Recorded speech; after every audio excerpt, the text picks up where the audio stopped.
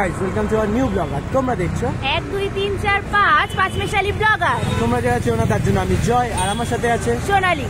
Thumbnail দেখে তোমরা নিশ্চয়ই বুঝতে পেরেছো আজকে আমাদের ডেস্টিনেশন উত্তর 24 পরগনার সোদপুরের খুব কাছেই অবস্থিত সাই বাবার মন্দির। তোমরা যদি ট্রেনে যেতে যাও, মেন লাইনের সোদপুরগামী যে কোনো ট্রেন ধরে সোদপুর স্টেশনে নেমে সেখান থেকে টোটো বা অটো ধরে ডাইরেক্ট চলে আসবে সোদপুর গির্জা মোড়ে। আর এছাড়াও তোমরা যদি বাসে যেতে চাও তাহলে ব্যারাকপুরগামী বা সোদপুরগামী যে কোনো বাস ধরে তোমরা চলে আসবে সোদপুর গির্জা মোড়, আর তার ঠিক পাশেই অবস্থিত এই সাই বাবার মন্দির। আমরা যেহেতু মধ্যগ্রাম থেকে গেছিলাম তার জন্য আমরা গুগল বাজির সাহায্য নিই সোজা সোদপুর হয়ে সেখান থেকে ব্যারাকপুরের দিকে যে রাস্তাটি গেছে বিটি রোড হয়ে, সেই রাস্তা ধরে কিছুটা এগিয়েই আমরা পৌঁছে গেছিলাম সাই বাবার মন্দির। আর এই যাত্রায় আমাদের সফর সঙ্গী ছিল সৌগত আর বানু। আর সাই বাবার মন্দিরে পৌঁছেই আমাদের তার পাশে ছিল পার্কিং এর ব্যবস্থা, সেখানে বাইক প্রতি নিত 20 টাকা, আর গাড়ি যদি তোমরা যদি 4 হুইলার নিয়ে আসতে সেখানে নিত 30 টাকা। প্রবেশ করার সাথে সাথে আমাদের প্রত্যেকের মনকে যেন অসাধারণ স্নিগ্ধতা ছুঁয়ে গেল।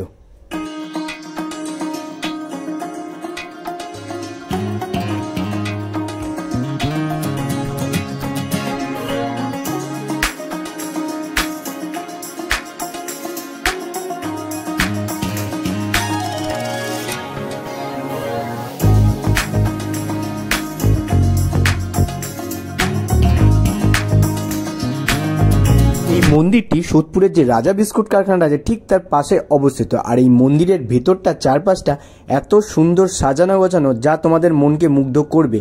আর সন্ধেবেলা আর বিকেল বেলায় এখানে হয় ভক্তদের প্রচুর সমাগম।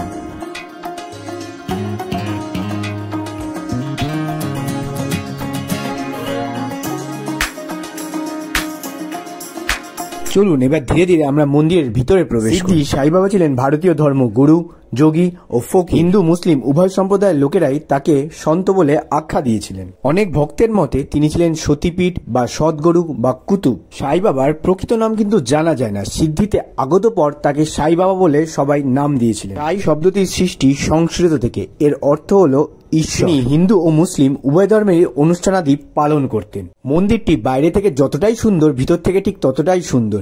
এখানে কি সুন্দরভাবে সাই বাবা সিংহাসনে বসে আছেন, দেখলে মানে সাক্ষাৎ সাই বাবা বসে আছেন। আর মন্দিরের ভিতরটা অপরূপ সাজে সুন্দরভাবে সজ্জিত করা হয়েছে। আর এই হলো মন্দিরের সময়সূচি। সকাল 6টা থেকে দুপুর 12:30, আর দুপুর 3টে থেকে রাত 8টা অবধি এই মন্দির খোলা থাকে আর পুজো দেওয়া যায়। আর মন্দিরের বাইরে এরকম অসংখ্য দোকান আছে, সেখান থেকে তোমাদের পুজোর সামগ্রী কিনে তোমাদের সাধ্যমতো সাই বাবাকে পুজো দিতে পারো। পুজোর জন্য মিষ্টি কিনলাম, ধূপকাঠি কিনলাম, একটা গোলাপ ফুল, দেশ লাগে, আর এই ঝুড়িটা। কত নিল টোটাল? লাগলো 60 টাকা। 60 টাকায় পুরো কমপ্লিট। এই ঝুড়িটা আর দেশলাইটা দোকানে ফেরত দিতে হবে। এটা দাম ধরা নেই, ঠিক আছে? আচ্ছা ঠিক আছে। তবে বৃহস্পতিবার রবিবার এখানে মন্দির কোনো বন্ধ হয় না। সকাল 6টা থেকে এখানে মন্দিরে পুজো দেওয়ার জন্য মন্দিরের পাশে আলাদা খুব সুন্দরভাবে একটা স্টিলের ব্যারিকেড দেওয়া আছে।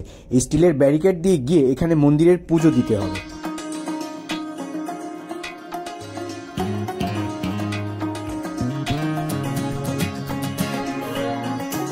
মন্দিরের ভিতরে সাই বাবার জীবনী খুব সুন্দর সুন্দর ছবির মাধ্যমে তুলে ধরেছে এখানে।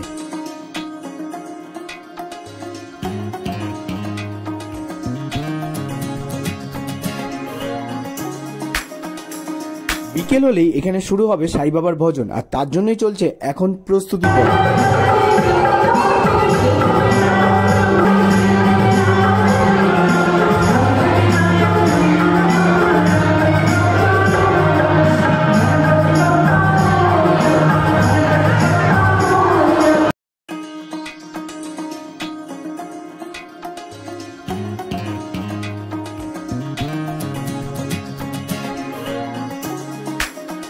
দিনের আলো নিভে গেলে এই মন্দিরের সৌন্দর্য সকালের থেকে যেন দ্বিগুণ বেশি বৃদ্ধি পেয়ে যায়।